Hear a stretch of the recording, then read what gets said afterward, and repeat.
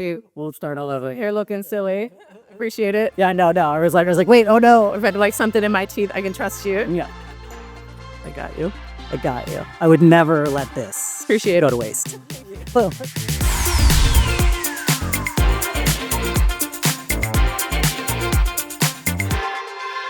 Sal, can you tell us about Hagerstown Hopes, a little bit about the mission and what you do? Yeah,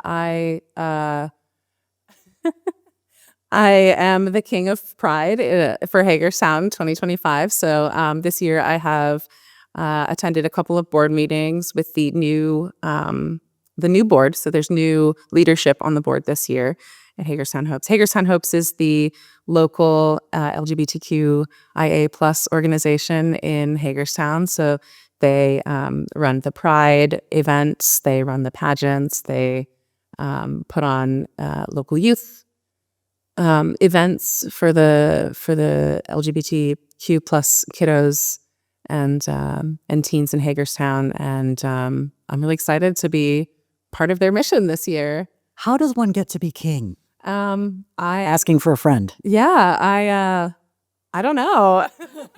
I just showed up and You just look this way. convinced them that I'm a drag king, and they were like, sure. I've seen you do drag. It doesn't take convincing. Thank you. Yeah, I'm loving it. Thank you. Yeah.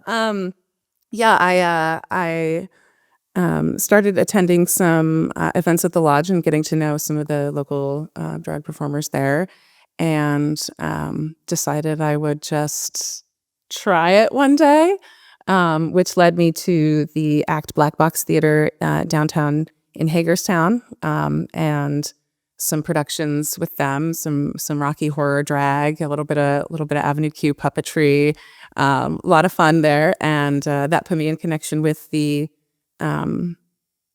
former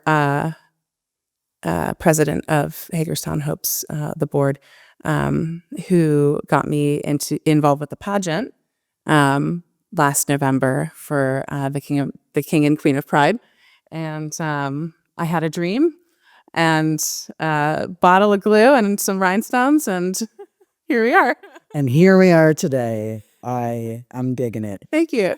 Listen, tell me about some of the challenges and some of the rewards of the work that you're doing.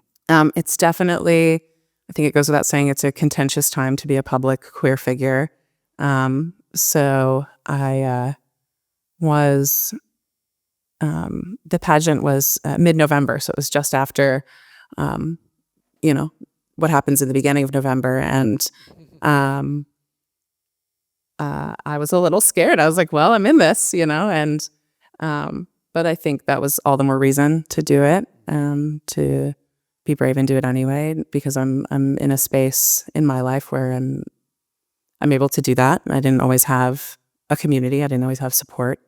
And I'm outside of this persona. I've worked in education since 2016.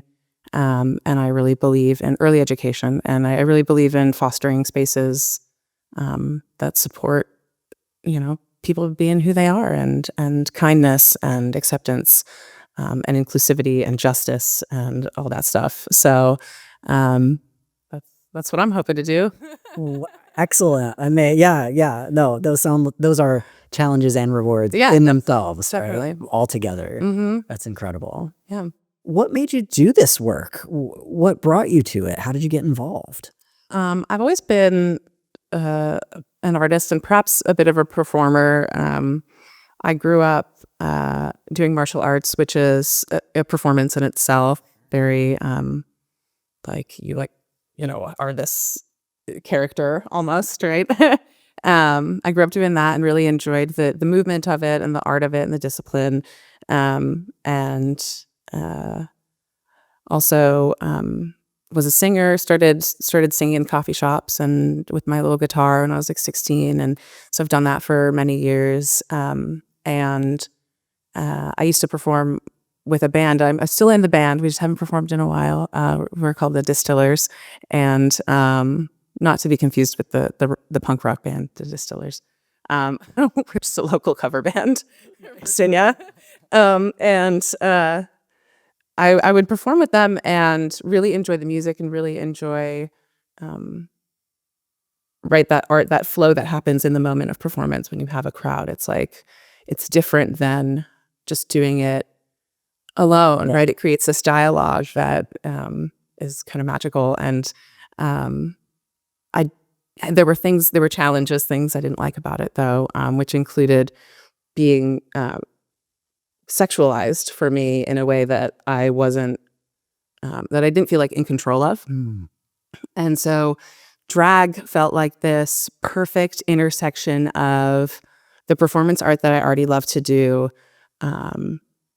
with singing and being in front of a crowd and creating that dialogue and that flow and that magic, plus my favorite holiday, which can come now once a year, Halloween and dress up and costuming, right? And so I get to have that on a regular basis, which I love. Lovely Halloween. Plus a little bit of commentary on masculinity and gender, and a little bit more control over that, not being sexualized necessarily, but being a little bit more sexual when performing. You know, I get to be this like sort of Rico Suave character, right? But I also I also am aware of the social weight that carries of presenting more masculine in society, and the different set of expectations that can be placed on one. And so I also try to be the paramount gentleman, even though on stage sometimes he's a little bit spicy. He's also still really mindful and really conscious, and The dream guy, right? I like that. Or the a little bit, yeah. yeah. Why not? Yes, why not? Because it's my dream. That's amazing. Yeah. With regards to Hagerstown Hopes, what do you think? What are things that you wish people understood more about what the organization does? We are sprightly and we are mighty, and we're here and ready to serve our community. And if anyone wants to get in touch with the Hagerstown Hopes, they can get in touch with me, because I am now part of that, and I'm ready to make some stuff happen with them. Love it. Yeah, very, very good. Yeah. Can you share like a memorable moment of impact in your work, either as King of Hagerstown Pride? Actually, let's start there. Right? Share a memorable moment of impact in your work as King of Hagerstown Pride. It is still early in my official reign as King of Pride, as it is just the first day of Pride Month. But I have done a few public appearances, and one thing that I was concerned about with being King of Hagerstown Pride is sort of tailoring a more family-friendly version of the persona, because, as I mentioned originally, it was more of a way to harness control over the way that I'm perceived, and the character's a little bit more like Lothario, vibe, and a little bit more sexual. And so dialing that back and really asking myself, why am I using all these pieces of this costume? Why am I doing this? And so there are different things about my appearance that and the costume elements that go into making that. And I can see how really intentional it is. and yeah, everything is super intentional, and different things about my personality that, like, a little bit more of my my teacher personality, right, might come into it. So I had a moment of a student come up to me when I started wearing on my lanyard a protect trans kids pin on my lanyard at school, because my coworker got one for me because she's awesome. And I put it on, and almost immediately a fourth grader ran up to me, "Oh, are you trans?" And like, my gender identity is a little bit more complicated than me saying yes to a fourth grader that I'm trans, because, like, probably not in the way that you think. And so I just said, "No, it just means I support everyone feeling safe in school." It's like the best answer I could come up with. That's a great at the moment. But I hope that that student seemed really excited to see that, and I hope that my visibility creates more safe spaces for people that need them. Great answer. Well, yeah. And I hope so too. We're all in this together. We are. And, in this really unsafe time, Absolutely. being a person who shows up as radiating a safe space around you, glittering and sparkling as you are, right? That's a much more powerful thing than it ever was before, right? It's pretty great.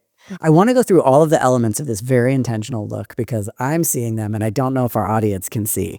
Tell me about what's going on with your eyes here. Okay, I have the trans flag colors on my eyes. And then your earrings. And the earrings are, I made these. This one is the gender fluid flag, and I have the non-binary flag colors on the side. Mm-hmm. And then I see the Black Lives. You blinged out your Black Lives Matter pin. Got my Black Lives and made it intersectional. I did. It's got black rhinestones and pride rhinestones.